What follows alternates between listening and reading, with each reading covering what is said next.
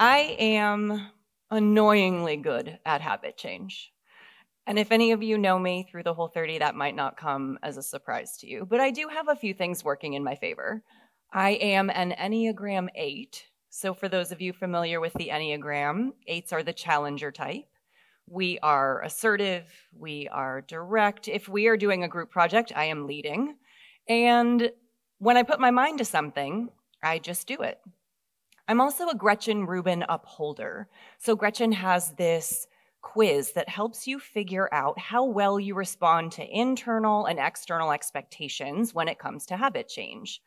Upholders respond equally well to both internal expectation and external expectation, which means that if I say I'm going to do something, I just do it, and it's easy.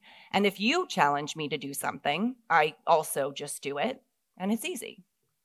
I'm also a recovering drug addict, which you may not think of right away as a strength when it comes to habit change, but I celebrated 22 years in recovery in April, just a few weeks ago. Thank you. And what made me an excellent addict makes me very good at habit change. I am black or white, on or off. There's not a lot of in between. And when I set my mind to something, I do it. Which is what made it so incredibly disconcerting that I could not make meditation a habit. I had been researching meditation since I wrote my first book in 2011. It starts with food. And the more I researched, the more I believed that meditation was the key to absolutely everything. If you want to strengthen your immune system, meditate. You want to reduce stress, meditate. You want to lose weight, meditate. Creativity, anxiety, depression, meditate. I had read every book. Dan Harris's Meditation for the Fidgety Skeptic, the Dalai Lama's The Art of Happiness. I downloaded all the apps. I'd tried loving kindness meditations and other guided meditations. I tried meditating first thing in the morning. It didn't stick. I couldn't get into it. I felt like I wanted to crawl out of my skin. I tried meditating at night. I would just fall asleep. Maybe that's why meditation is so good for sleep, but it did not work for me. I could not get a meditation habit to stick. Me, the person who has been waking up to go to the gym 5 or 6 mornings a week, every single week, since the year 2000. Me, the person who woke up one morning and said, I'm going to start taking cold showers. And I took a cold shower every single morning for a year. Me, the person who read Michael Easter's book, immediately bought myself all of the gear on the Go Ruck site and rucked for 42 days in a row until my shoulders screamed in protest and my husband said, honey, I think Jason and Emily would understand if you took a day off. That is who I am as a person. And I could not make meditation stick. Meditation where you just sit and think. I couldn't make it happen until October of 2018. I'm in Nashville.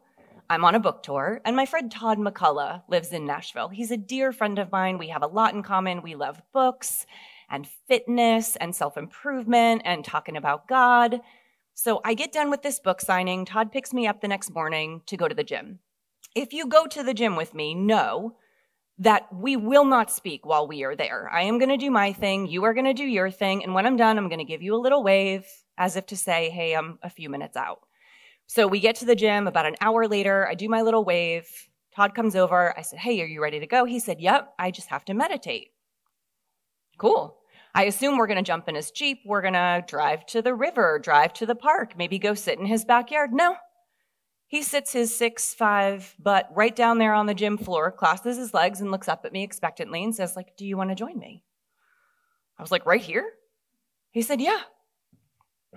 Okay. I've been wanting to meditate. I like Todd. I'm interested in this wackadoodle approach to meditation. So I'm like, sure. So I sit down next to him. I cross my legs. I said, okay, I have all the apps. So which one do you want me to pull up? Are we going to listen to music? How does this work? And he goes, no. There's no music, no headphones. I just do this self-guided meditation. It's this 4-part meditation. I'll guide you through it since it's your first time. I am not easily intimidated, but I'm in this strange gym full of people who are working so hard, and I'm sitting down in the middle of the floor, and he wants me to just close my eyes and sit there. But I'm game. So I said, okay, closed my eyes, sat down, and Todd led me through this 4-part meditation practice. In the first part, you are grateful. You think about all of the things in your life for which you are grateful. Maybe it's one big thing, maybe it's a running list, but you really drop into this practice of gratitude. After a few moments, you think about lifting someone up. Maybe it's a loved one or a friend. Maybe it's a group of people. Maybe it's a group of strangers halfway around the world. But you think about sending this person loving energy, healing energy, your energy, energy from the universe. In the third part, you set your intention for the day. How do I want to show up today? Who do I want to be? What is my goal for the day? You really think about that intention. And in the fourth part, you just sit and listen to the sounds around you. Now, if we had been at the park or by the river, we would have been listening to the trees rustling in the breeze and the birds chirping and maybe the delightful sound of a child laughing. Instead, I'm listening to like grunting guy dropping his barbell in the corner, the step aerobics class really like knocking it out to some Gloria Estefan, and the guys behind me arguing about NASCAR. But I'm into it.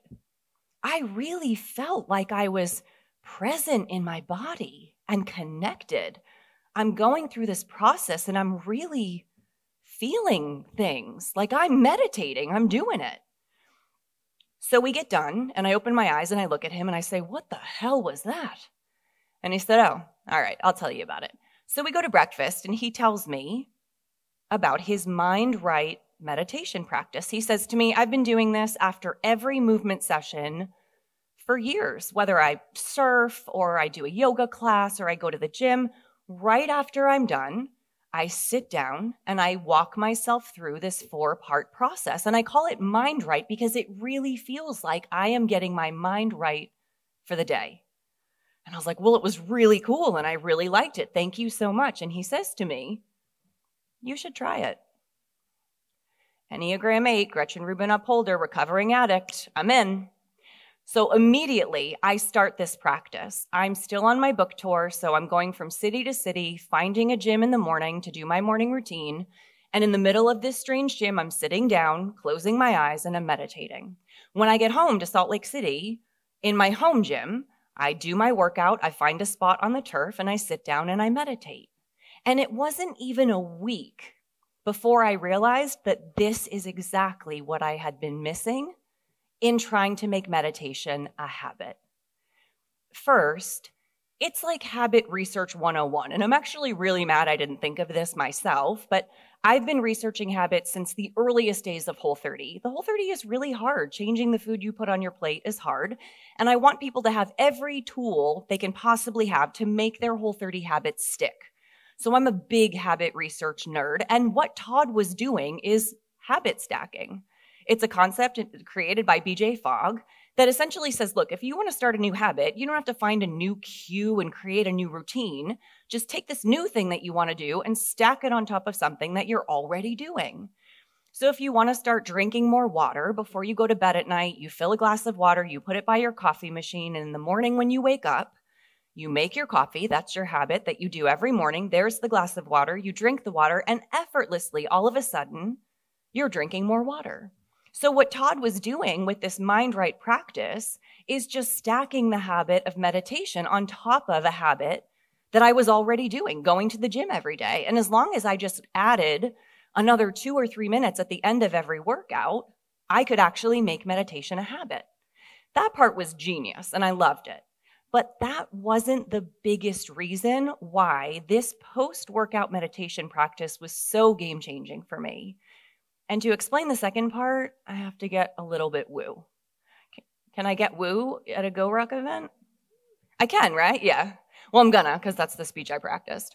So we store trauma, grief, loss, stress, negative emotion, fear, anxiety. We store that stuff in our body, in our tissues. And that might be an overly simplistic way of describing it, But we have all experienced stress manifesting as physical symptoms, not just emotional distress. And that's what I'm talking about. We store that stuff in our tissues, in our hips, in our stomach, in our heart, in our throat, in our shoulders, in our neck, in our head. We store that in the body. And I am never more acutely aware of that stress and trauma and negative energy storage as I am first thing in the morning when I wake up. I had tried to meditate first thing in the morning, and it never worked. I felt like I was jumping out of my skin. But let's look at what my mornings looked like. I would wake up at 6 o'clock in the morning, either on my own or because I had two tiny fingers, prying my eye open, demanding chicken sausage and an iPad, which is my child, not my husband. And immediately my mind would be racing. I would be off on what I had to do for work, the tasks that were undone yesterday. I forgot to call my mom back. What dream came up in the middle of the night? What didn't I talk to my therapist about yesterday? I would wake up in the morning and I just feel like angsty. I feel that stuff that has settled overnight in my body.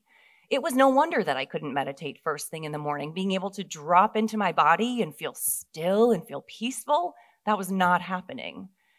But what I do in the morning is I go to the gym right away and I work that shit out. And I feel like it's like a temper tantrum, right? So picture a child in a Target just throwing a tantrum, limbs flailing, face red, yelling at the top of their lungs. Now picture a 40-something-year-old woman on a platform with a barbell, maybe not yelling out loud, but like Taylor Swift in her ears, face red, limbs flailing. That is how I work through that stuff. I work through the stress and the negative emotion and all of the stuff I wake up with. I work through that in the gym and it comes out of my tissues and I bring it out through my sweat and through my breath. And when I'm done with my workout, it is just patiently waiting after being stirred up, waiting for me to release it. But I never did. I would get done with my workout and immediately jump in my car, go back home and start my day. And all of that stuff would just sink back down into my tissues where it came from until I started my meditation practice. I would go to the gym. I would throw my temper tantrum. I would get all of that stuff out of my tissues and it would sit there waiting and I would sit down on the turf. And for the first time all morning, I would feel at peace. I felt calm. I felt grounded. I would sit and use the breath and this 4-part process to actually release what had come up. And more than once, the answer to something I had been seeking just fell into my lap from the universe as soon as I sat down on that turf. When I would stand up, I would be a different person. I was more patient with my child. I felt more proactive instead of reactive. I felt more resilient. I felt more creative and more focused. This was the practice that I had been missing, and I knew that this was going to be a life-changing habit that I would maintain forever. And to this day, I have. After every single workout for the last 4 years, I have sat down and done my friend Todd's Mind Right meditation practice. We are going to have so many opportunities this weekend to move our bodies. And we are here to, as Michael just said, to challenge ourselves, to strain and to create stress and to breathe hard and to grit our teeth against the discomfort. And there is so much value in that. But there is just as much value when that moment is over to stop and sit and reflect. We are here in this beautiful place with this incredible group of kind, generous people. The energy in this room and from everyone I have already met tells me that we are all here open and ready to connect. And it feels like we are all releasing a giant collective exhale after holding our breath for 2 long years. All of that is likely to stir some stuff up, whether you realize it or not. So I invite all of you this weekend, after your ruck, your workout, your competition, to deliberately take that moment and stop and sit, to reconnect with yourself, to breathe, to show gratitude, to lift people up, to set your intention for the day, to listen, to create space, to ask for what you need, and find the grace to listen to the answer. If you add one thing to your practice this weekend, let this be it. You may be surprised at what those moments will bring you. Thank you.